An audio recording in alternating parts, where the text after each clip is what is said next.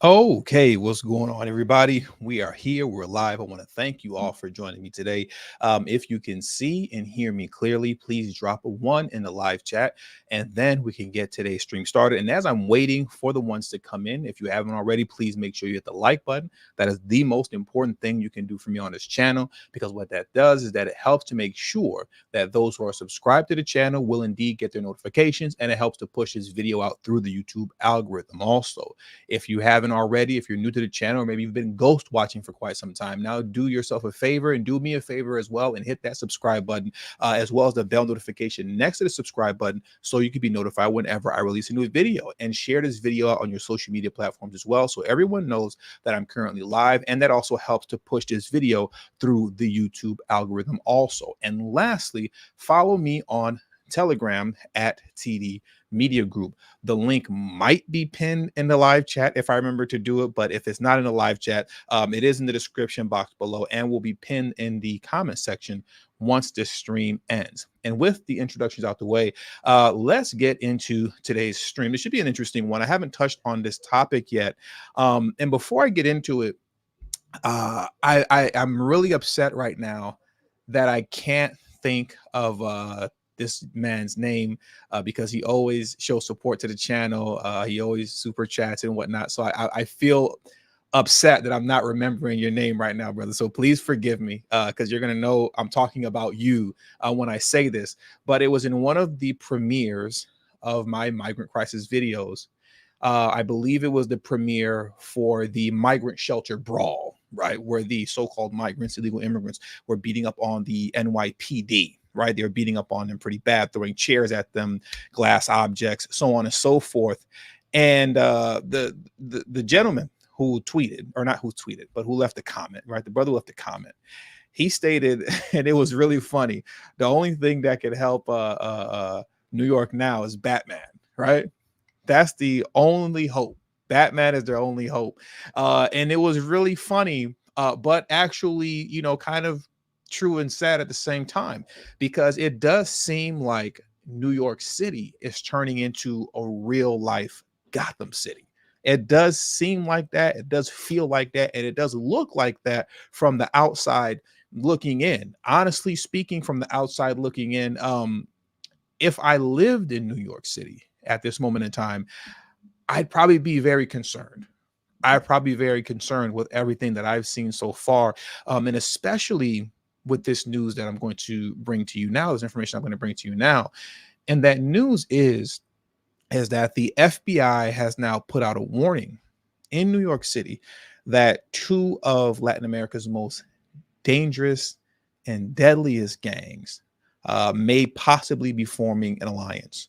This article here reads, Deadly Alliance Brewing between MS-13 and bloodthirsty Venezuelan Tren de Aragua gang behind New York City cell phone robberies, FBI fears. So I want to get into this article here, and then we're going to get into a news clip, and then we're going to get into some more information concerning this Venezuelan gang, Tren de Aragua. And mind you, this is a deadly gang that did not have a presence here until Biden opened up the borders. When Biden opened up the borders, now here we are with New York City essentially turning into Gotham City. And though it may not be touched on too much in this stream, it may come up maybe once or twice in one of these articles, but they are starting to make a presence in Chicago and Miami as well, but not to the degree that they are making an impression in New York City. New York City, as it currently states, as it currently is honestly completely upside down at this point. And it's quite sad, honestly. So let's get into this article here. 191 of you in the chat right now. Please hit the like button and let's get this started. So let's dive into this article and see the madness that's beginning to unfold in Gotham City, or excuse me, I should say New York City, right? So a brutal Venezuelan gang that has used the border crisis to set up in New York could join forces with the feared MS-13, a senior FBI agent has told the Post. Tren de Aragua, which law enforcement is warning is rapidly expanding its criminal empire with a spat of brazen phone robberies in 5 boroughs, is a priority for the FBI, Agent Josh Morales said. Morales, the special agent in charge of the El Paso division in Texas, said the agency is closely monitoring Tren de Aragua's growth and is concerned about it forming an alliance with existing networks. The Post revealed Monday how the Venezuelan gang, which established a bloody crime network in South America, is replicating its methods in New York, recruiting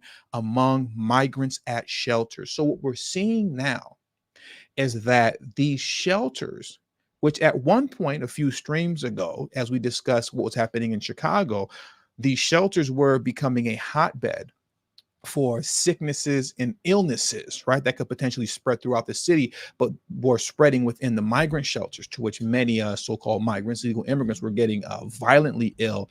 Some even passing away. A young child in Chicago passed away, unfortunately. But now, outside of that, these shelters in your communities, in your neighborhood, in your city, in your state, are becoming hotbeds for recruitment into this very dangerous gang, Tren de Aragua, right? So that's very concerning right now. That is very concerning. Now, Morales is warning that now Morales is warning that MS-13 and other gang, that sounds so that it's, just say the name of that was it. I'm sorry.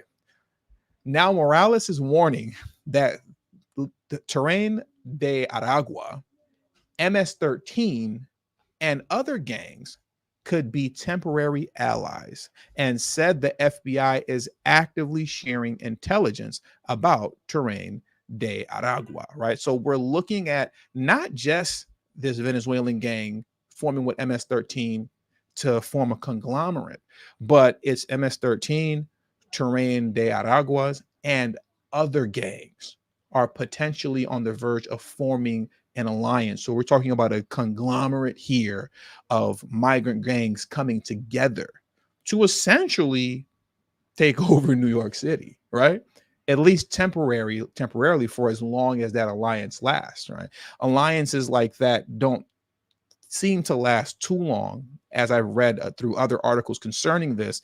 But regardless of how long it lasts, it just sounds very concerning and quite scary, to be honest with you. Very scary to think that these kind of gangs with such a violent reputation may potentially be forming together to form one conglomerate to move forward throughout New York City and just take over at that point as far as organized crime is concerned.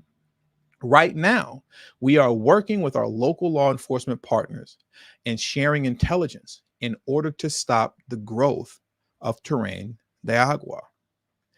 Gang members generally pass through border cities such as El Paso en route to other parts of the U.S., said Morales. Border Patrol agents apprehended 41 Tren de Aragua members along the U.S. southern border between October 2022 and September of 2023. And the FBI is asking Venezuelan migrants to report gang members, offering them anonymity through the FBI's 1-800 number. I don't see any Venezuelan reporting on them. For as violent and brutal as this gang appears to be, I don't foresee anyone telling on them, even if that means guaranteed citizenship tomorrow. From what I've seen so far and from things that I've read, stuff that I won't necessarily be talking about on this stream, it's not worth it. It's not worth it. There doesn't seem to be any real reward that's worth snitching on these guys at all, right? Now let's carry on. Their first victims are their fellow Venezuelans, said Morales, adding that the gang tries to recruit new members among their own migrant community. They extort Venezuelans by demanding that they pay bribes in exchange for protection, even to cross the border from Venezuela into Colombia and from Mexico into the US, he said. Another expert warned that there is also a risk of turf wars between gangs. And this is something else that's a possibility, where if these alliances don't work out, or if there's an attempted alliance, as the FBI is concerned about right now, because they have some evidence that said that there may be an attempted alliance, if this doesn't work, what we're looking at now is a turf war in New York City between these gangs, MS-13, Tren de Araguas, and other gangs, right? Because it's not like these gangs actually, they get along, right? They're gangs just like any other gangs. They're all rivals. If you're not with this gang, you're against us. So if this alliance doesn't work out, we're looking at turf wars. And if you know anything about turf wars that occur in Latin America, it gets very bloody, very fast, and it is extremely tragic. And there are a lot of innocent casualties involved in these turf wars, with people being deleted that have nothing to do with nothing, because bullets are just flying like crazy. It's scary to say the very least. It's scary to say the very least. They are already coming over as hardened criminals, said Robert Alamonte, a security consultant and former U.S. Marshal in El Paso. The article continues to read, but they, Tren de Aragua, could certainly be trying to recruit others to join the gang in the US. I wouldn't rule out the possibility that they could form alliances with other gangs, but what's more likely to happen is that turf wars break out as each gang fights to control their own criminal enterprises. Now, mind you, MS-13, they've had their presence and foothold in America for quite some time now. So they're not going to go quietly. If this alliance doesn't form, it doesn't work out, you're looking at potentially in New York City an extremely violent turf war.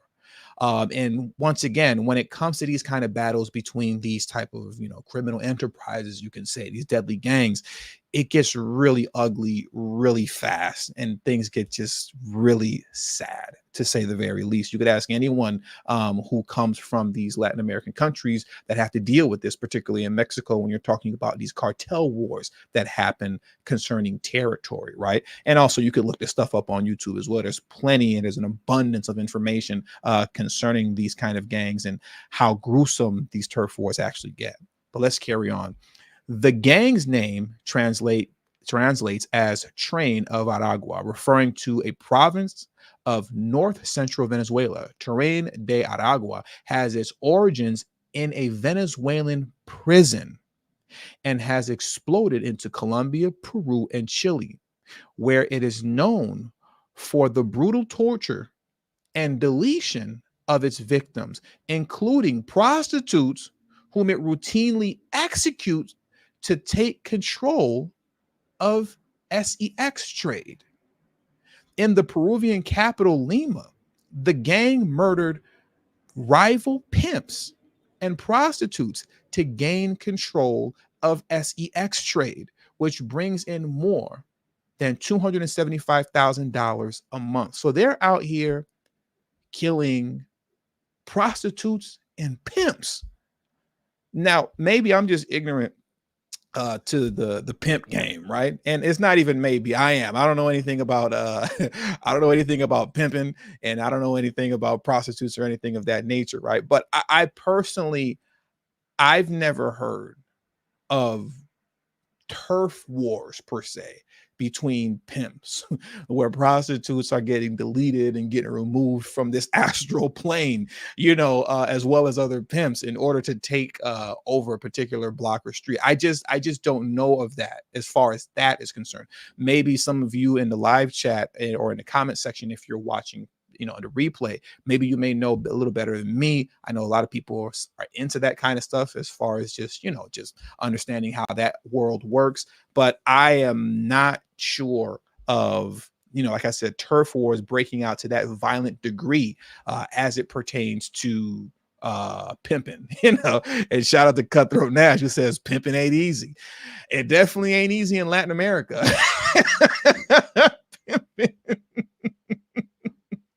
Pimping definitely ain't easy in Latin America, with all that deletion going on, in between prostitutes and pimps, taking over the block. It's a rough game over there. It's a rough game over there. Let me finish out this article, and then I'm going to get to the contributions. And I appreciate those of you who are supporting today's show. It is deeply appreciated. Let's get back into this article now and wrap this up. We got a little bit more on the bottom. Last year, U.S. Homeland Security and law enforcement in Peru created the Transnational Criminal Investigation Unit specifically to share intelligence on Tren de Aragua.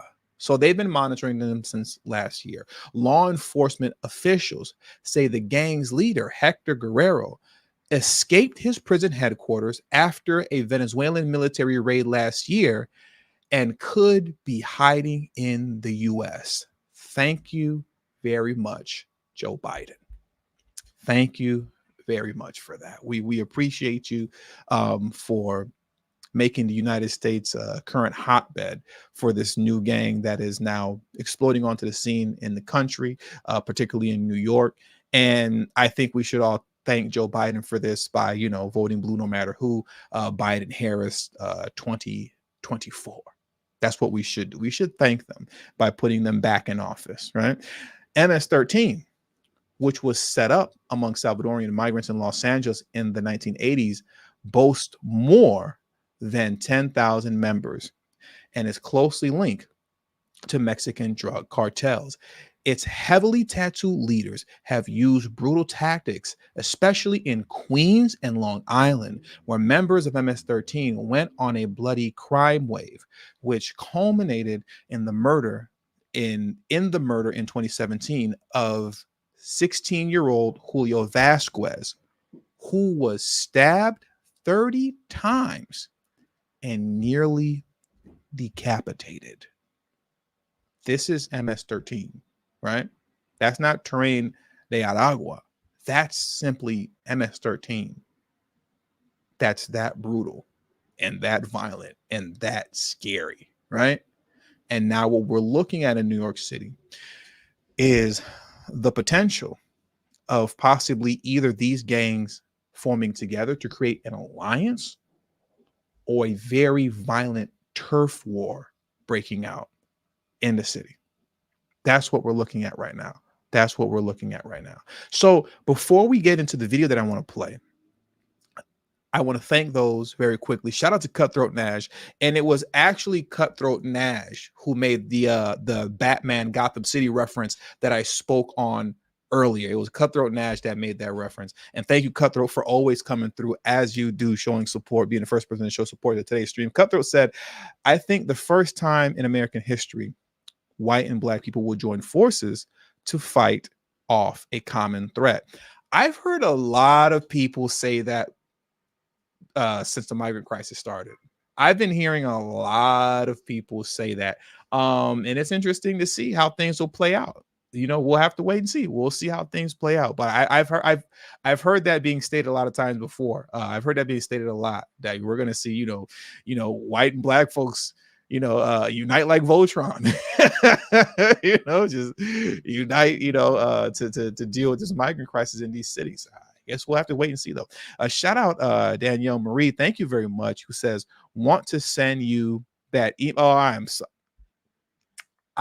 I promise I'm going to get to it tomorrow. I'm so sorry. This is probably the third time you've emailed me, or you've sent me a super chat concerning me putting that email out there, my email account out. I'm so sorry. I'll get to that tomorrow, I promise.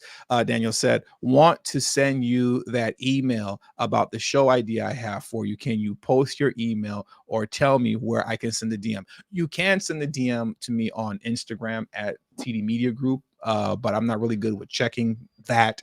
But I will, in the community tab tomorrow, have the email address that you can send that to as well. And thank you very much for your contribution. Shout out to Cutthroat Nash, who came through again saying pimping ain't easy. And shout out to Alonda, who stated, TD, you are right. You're crazy. I'm a little crazy. I'm a little crazy. Not too crazy, but just a little bit. And I appreciate your contribution to today's stream. There are 575 of you in the stream right now. Please hit the like button if you haven't already. That would be deeply appreciated. It helps for the growth of this channel. Now, what I want to do is I want to get into a very quick clip. It's about maybe a little over a minute long concerning what we just discussed in this article. And this is a New York Post video as well. So let's get into this right now and let's hear what this woman has to say. A spate of some very brazen cell phone robberies in New York City that's been attributed to a Venezuelan gang called Tren de Aragua, which has its origins at a prison outside of Caracas. A number of the gang members escaped in September 20. I'm sorry. I just have to address this. Quentin, you are 100% wrong. This is not something that is a white problem. This is everybody's problem. Ask the folks in Chicago if this is simply a white problem, right? Ask all the Black brothers and sisters in Chicago if this is a white problem only. It is not a white problem. This is not a white problem at all whatsoever. It's literally everybody's problem. The migrant crisis is everybody's problem. Violent gangs forming in these cities is everybody's problem. Mexican cartels are literally taking over territory in places as remote as Montana right now as we speak. In Montana, I've been meaning to do a video on it. I haven't done a video on that yet. Quentin, you are very wrong on that. You are very wrong on that, respectfully. Okay, so let's get back into this video. As a matter of fact, I'm going to rewind it back from the beginning. I just couldn't let that ride. I couldn't let that ride because you are wrong on that. So we've seen a spate of some very brazen cell phone robberies in New York City that's been attributed to a Venezuelan gang called Tren de Aragua, which has its origins at a prison outside of Caracas. A number of the gang members escaped in September 2023 when the Venezuelan government raided the prison.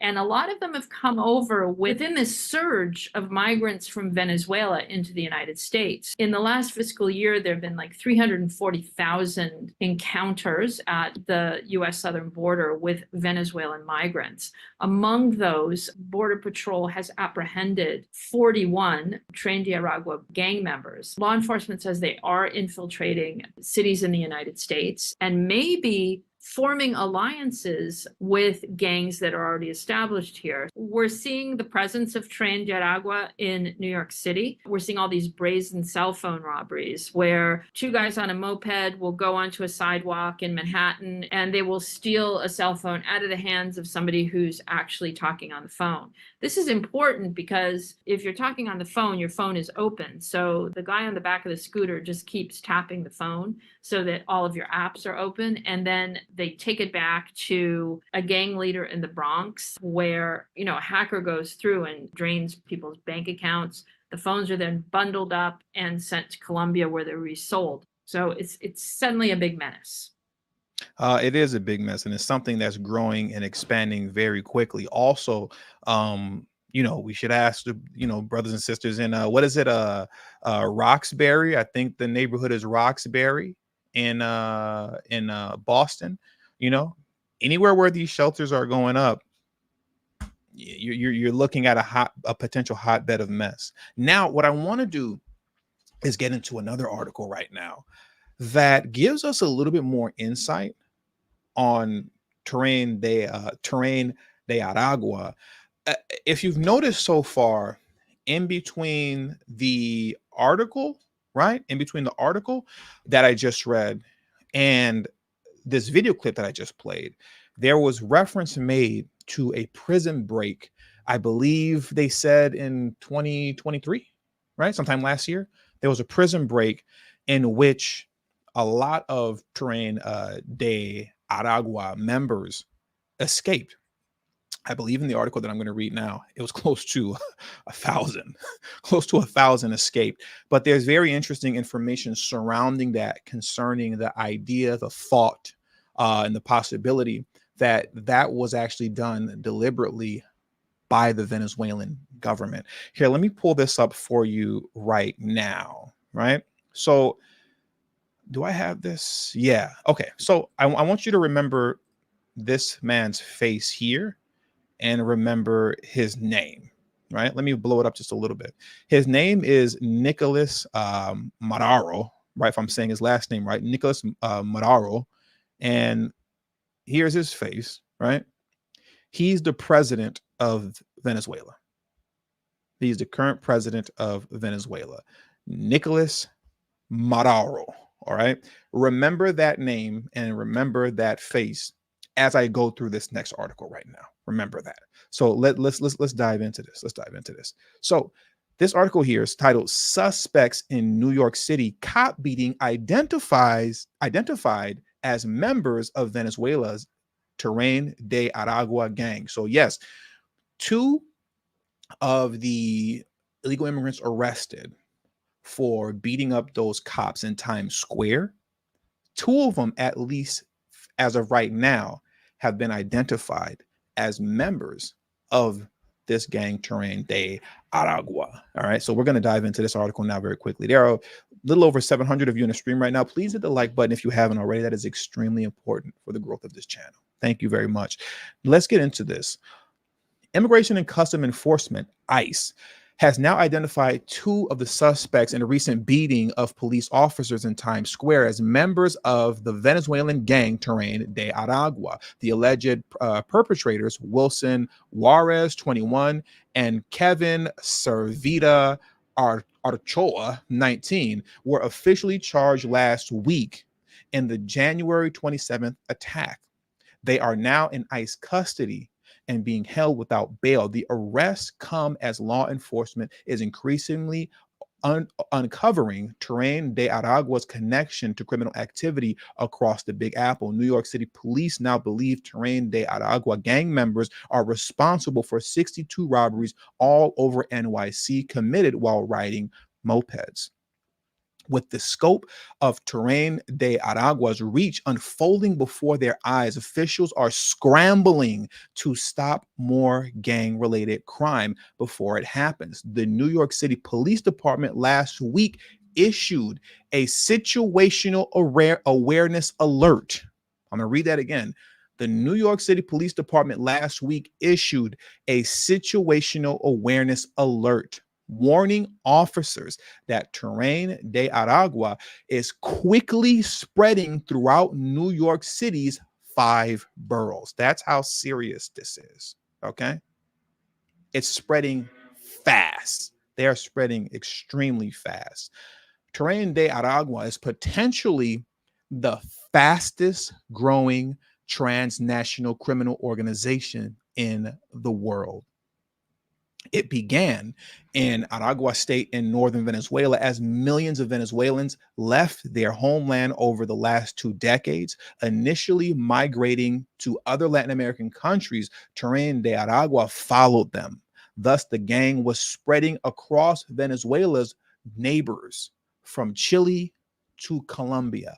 So what it's looking like is just about everywhere they go, they take over and claim territory. Right? The moment they hit your country, they're here to stay. They're not going anywhere. And whatever little area that they're operating in, they're wreaking havoc. Right? Tren de Aragua has been known to use extreme violence in their new host countries, including making social media videos of gang members brazenly deleting people. I want to stop right there, because I was actually made aware of this. I want to say about maybe 2 or 3 weeks ago, where I was made aware of the fact that these gangs like Tren de Aragua, like Mexican mafia, Mexican drug cartels, and maybe even MS-13 for that matter, they're participating in these very brutal deletions. And I mean extremely, I'm talking about crazy brutal. I'm talking about stuff that you would only see in movies, where they're, removing people's faces while they're alive. And I'm not exaggerating, right? They're removing people's faces while they're still alive. But then uploading those videos on TikTok And that's actually something that social media companies have been dealing with as of late, is acting quickly to remove these videos off their social media sites, especially on TikTok, right?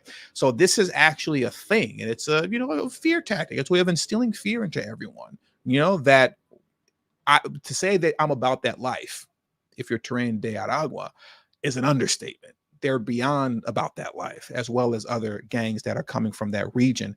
And they make it a point to prove that by taking those who they get into it with, other rival gangs, because I don't want to make it seem like they're just randomly, offing random people simply for no reason. A lot of times it's gang related, but unfortunately, innocent people get caught up in a crossfire, right? But these gang wars, these turf wars that they have, these altercations that they get into, they brutally delete these people, record it, and will upload it on TikTok. That's crazy. That's crazy. Many Tren de Aragua members likely claim asylum. Let's stop right there. Back up. Let's start that over again. Many Tren de Aragua members likely claim asylum to enter the United States. Thank you very much once again, Joe Biden, like so many other illegal border crossers, so that they will be quickly released.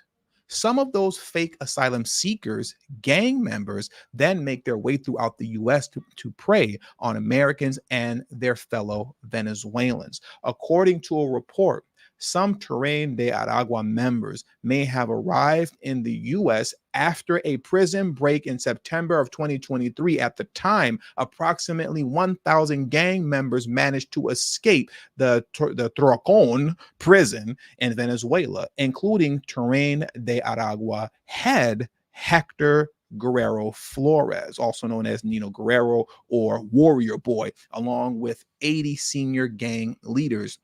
Interpol warns that Guerrero Flores may be hiding in the United States. Once again, thank you very much, Joe Biden. Now, once again, Nicolas Maduro. Remember the name and remember the face, because we're going to get to him right now. He's the president, the current president of Venezuela, right? He's the current president of Venezuela. Let's get back into this. Remember that name, Nicolas Maduro. Not only is the gang itself dangerous, it has proven its willingness to work with other gangs for mutual benefit. For example, Tren de Aragua members work as enforcers from the cartel of the Suns, which the U.S. Department of Justice believes is run by the Venezuelan regime, meaning the Venezuelan government, and specifically President Nicolas Maduro. In fact, the Department of Justice has already charged Maduro and other top Venezuelan officials with corruption, drug trafficking, and even narco-terrorism in connection to the cartels of the Sun. That is why some analysts believe the Tarcon prison break was political theater, and Tren de Aragua's criminals were intentionally allowed to escape. This is what the Department of Justice is saying. The Department of Justice is saying that these guys are, for the most part, really under the control of the Venezuelan president. And that the escape, right, this, oh my God, 1,000 of them escaped, is actually political theater.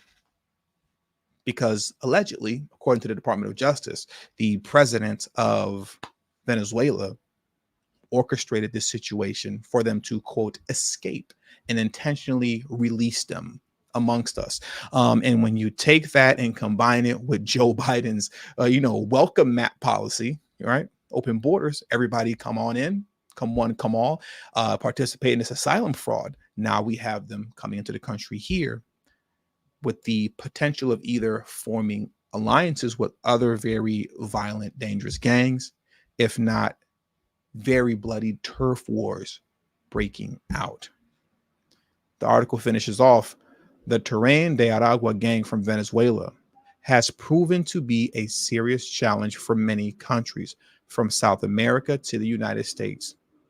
Now, citizens across the country are having to shoulder the burden from their crime and violence, while the Biden administration continues to allow our borders to be open for more to enter. And that's exactly what's happening right now. Our borders are wide open for more to enter because Joe Biden refuses to close the border, despite the fact that he literally could right now if he wanted to. He's simply choosing not to. We've gone through this multiple times before, and I've showed the evidence of this multiple times before. With the stroke of a pen right now, Joe Biden could end all of this, and he's simply choosing not to do it. And with that, I want to head into the next video, and we're going to close it out with this news clip here.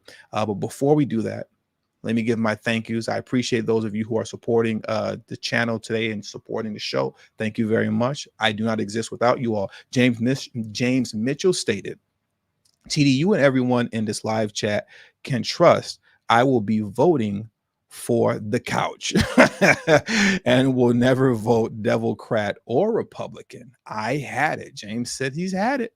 He's had it. He's done with it. Done with voting. He's done with the whole process. C. Jones stated, we have to hold these gatekeepers and politicians accountable for the nonsense that's going on in our communities. This is the new norm coming to a town near you. You are 100% C. Jones. This is the new norm coming to a town near all of us. Truly is. And Denise stated, this it's strange this behavior is not handled via our military and deportations at the border, not covered by the term sanctuary. And that's the thing too, you know, the sanctuary city status of these cities that they're holding on to, like Chicago and New York. I've stated this before, and you know, I'll say it again. Sanctuary city status protects illegal immigrant criminals, right? That's what it's doing. That's literally what it's doing. Because if you go back to the, I believe it was the Fox News clip that I played, where the police chief, or I believe it was a former police chief, if not the present police chief of Riverside in Illinois, stated that not only are, obviously, as we all know, they're not allowed to honor detainer requests from ICE, but when they're arresting these folks for committing crime, they're not even able, the local police department, they're not even able to look into the federal database to know and understand who they're actually dealing with. They're not allowed to do it. So you're arresting guys for what seem to be petty theft. And little do you know, they're a part of possibly Tren de Aragua. But you can't look it up. You know, you can't look it up because they're not allowed to even do that. They're not even allowed to look into a federal database. That's how ridiculous sanctuary city status in these cities is. It's completely ridiculous and nonsensical. Get these shout out to KO Kid Fit. Get him out of here. Right? So Grind, KO Kid Fit, also known as Grind and Motivate. That man right there is the king of Twitter, ladies and gentlemen. He is the Twitter GOAT, you know, just so you all know. And shout out to Lisa Jackson, who says the couch is for me. The couch is for you. Now let's get into this last video here, and then we're going to head on out of here. Let's get into this news clip right now. Once again, just to get some more information concerning Tren de Aragua. Time for our reporter's cut, where we highlight all the stories our reporters have been working on. Now, this is a story you will only see on 9. FBI says a Venezuelan gang called Tren de Aragua has made its way to the borderland. Yeah, that's right. This rapidly expanding gang has spread throughout South America and now into our communities, posing a threat to borderland families. Our Oriana Batoro reports. Fastest growing transnational criminal organization known as the Tren de Aragua is a Venezuelan gang that has now infiltrated its way into the United States through various sectors of the U.S.-Mexico border. Via Joe Biden's welcome mat that he rolled out for everyone to come. That here in El Paso, Tren de Aragua gang members who are identified are put into prosecution pathways for 1325 illegal entry into the United States. According to a CNN report from Border Patrol, 38 suspected members from the Tren de Aragua have been arrested between 2022 and 2023. When they come to a new place, they do it oftentimes through immigrant pathways, taking advantage of people from within their own community. Tren de Aragua is taking advantage of the mass Venezuelan exodus to make their way into the country, and now they are ramping up crime in U.S. cities like Miami and Chicago. They typically operate mostly on migrant smuggling and human trafficking. Those are their two big criminal enterprises. But why exactly are they a threat to the borderland? They also use forms of extortion by going to local businesses that are owned by these migrant communities. And if they don't pay a tax, they extort that money from them. So in many ways, it looks like they operate exactly like the mob does, or the mob did at one time, just significantly more violent. This can bring an increase in crime into our community, including human smuggling and sex trafficking. And so the same thing what's happening in South America is now going to start happening here in the United States amongst these Venezuelan communities in the U.S. The main issue being that the Tren de Aragua is almost operating in the shadows, making it harder for law enforcement to track them. We have Remember what New York was referring to them as. At the time, we didn't have a name for Tren de Aragua, but a few weeks back, they were referring to illegal immigrant criminals as ghost criminals. Why? Because we don't know who these guys really are. They're, quote, undocumented. They come to America and they just are able to hit the reset button on life, and we don't know who anybody is, you know? So ghost criminals is definitely the appropriate name for these guys. no idea on who they are because we don't have their criminal records from Venezuela. Let me rewind that back just a little bit. Tren de Aragua is almost operating in the shadows, making it harder for law enforcement to track them. We have no idea on who they are because we don't have their criminal records from Venezuela. And a lot of times they also, because they operate with impunity inside of Venezuela, the only other way that we'd be able to do it is if they had a criminal record either in Colombia or Peru. And with the historic numbers in record crossings, many of these gang members could continue making their way into the country. I can't tell whether that man that comes across the border is either a criminal or an actual refugee. And because of that, we're just releasing everybody with each other. We did reach out to Border Patrol agents to see if they could disclose any information regarding the Tren de Aragua, but since this is an ongoing investigation, there's not much that they can share with us at this time. Reporting from the U.S.-Mexico border, Oriana Botaro, KTSM 9 News.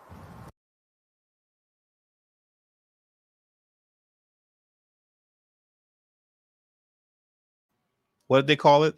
The fastest growing transnational criminal organization, fastest growing one, has now made its way into the United States, chiefly because of our commander-in-chief, Joe Biden, who, if I were you, I'd be voting Biden 2024.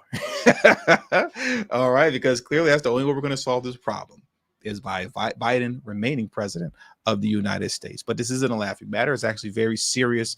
And I mean, essentially what needs to be done outside of the obvious of having the border closed and shut is these sanctuary city status of these in these cities have to be done away with. And that's going to be a very tall task to do. It came close to potentially doing it in Chicago, but Brandon Johnson and his allies were able to shut that down.